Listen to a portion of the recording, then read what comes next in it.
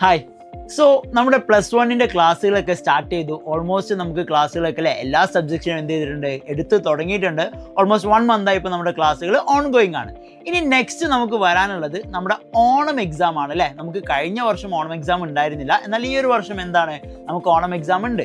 So ഈ വരുന്ന August 20 onwards ആണ് നമ്മുടെ ഓണം എക്സാം വരുന്നത്.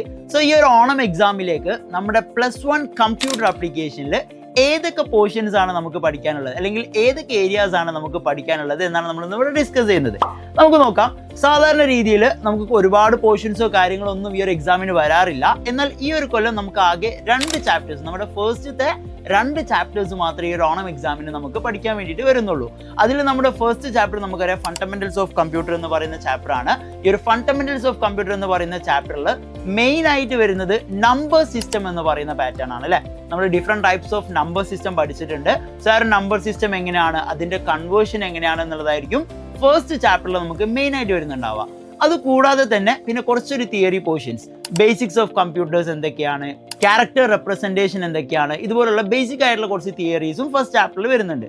പിന്നീട് നമ്മുടെ സെക്കൻഡ് ചാപ്റ്ററിലോട്ട് വരുന്ന സമയത്ത് കോമ്പോണൻസ് ഓഫ് കമ്പ്യൂട്ടർ എന്ന് പറയുന്ന ചാപ്റ്റർ ആണ് അല്ലേ. ഈ ഒരു കോമ്പോണൻസ് ഓഫ് കമ്പ്യൂട്ടറിൽ നമുക്ക് കൂടുതലും കംപ്ലീറ്റ്ലി തിയറി പോർഷൻസ് ആണ്.